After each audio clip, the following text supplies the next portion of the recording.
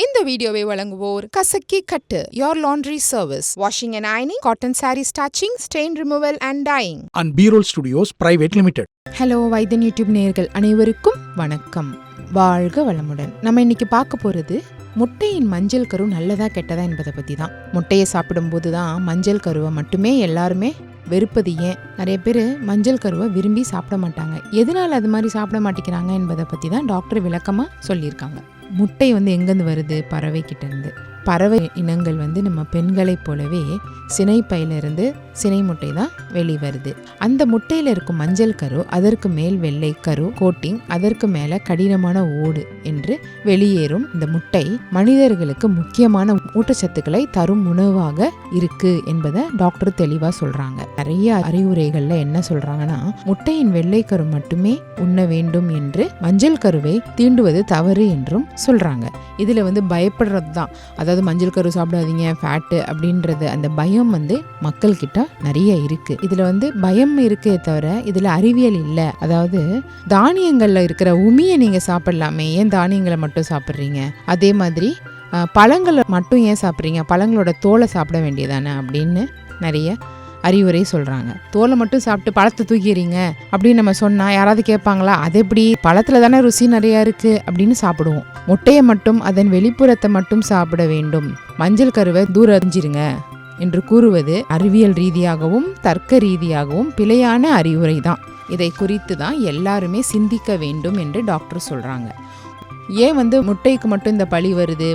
மேலே மட்டும் சாப்பிடுங்க, உள்ளே இருக்கிறத தூக்கிறீங்க, ஏன் பழி வருது அப்படின்னு கேட்டோன்னா, அதில் கலந்திருக்கும் கொலஸ்ட்ரால் என்னும் பொருள் மட்டுமே அதுக்கான ரீசனாக இருக்கு.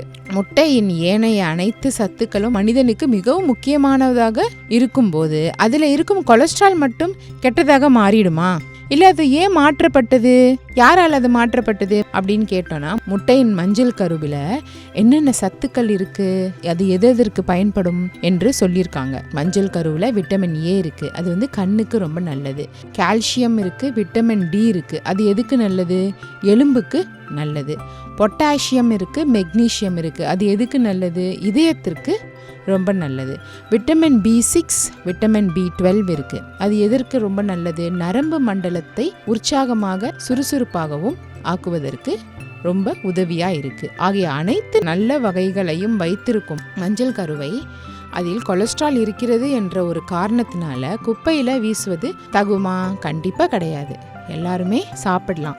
தர்க்க ரீதியாக சிந்திக்கும் உணவு மூலம் உண்ணும் கொலஸ்ட்ராலுக்கும் இரத்தத்தில் இருக்கும் கொலஸ்ட்ராலுக்கும் ஓரளவுக்கு தான் தொடர்பு இருக்க முடியும். அது ஒவ்வொரு செல்களின் பாதுகாப்பு அரண்களான பிளாஸ்மா மெம்பரேன் என்னும் சுவர், பாஸ்போலிப்ட் என்னும் கொலஸ்ட்ரால் மூலம் உருவாக்கப்படுது.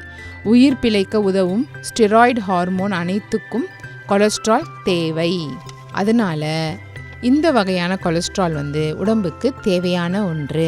நம்ம இதெல்லாம் விட்டுட்டு நிறைய எண்ணெய், நிறைய ஃபாஸ்ட் ஃபுட்ஸில் வாங்கி சாப்பிட்றது, ஃப்ரை பண்ண ஐட்டம்ஸ் எல்லாம் சாப்பிட்றது, இதெல்லாம் கொலஸ்ட்ரால் வராமல் இந்த மஞ்சள் கருவில் இருக்கிற நல்ல விதமான கொலஸ்ட்ரால் தேவையில்லை என்று தூக்கி போடுறது தவறு என்பது டாக்டருடைய கருத்து. அதனால இந்த மாதிரி மஞ்சள் கரு தூக்கி எறிகிறவங்க கண்டிப்பாக இந்த வீடியோ பார்க்கணும். பார்த்துட்டு இது ஒரு நல்ல கொலஸ்ட்ரால் தான், இந்த கொலஸ்ட்ரால் சாப்பிட்றதுனால இன்னும் உங்கள் உடம்புல நிறைய கொலஸ்ட்ரால் ஏறிடாது, கண்டிப்பாக இதை சாப்பிடலாம், இது நல்லது தான். இந்த வீடியோ உங்களுக்கு பிடிச்சிருந்ததுன்னா லைக் பண்ணுங்க, ஷேர் பண்ணுங்க, மறந்துடாம வைத்தியன் யூடியூப் சேனலை சப்ஸ்கிரைப் பண்ணிடுங்க. அப்படியே அந்த பெல் ஐக்கானையும் கிளிக் பண்ணி வச்சுக்கிட்டிங்கன்னா நாங்கள் அனுப்புகிற ஒரு வீடியோவும் உங்களை சேரும்.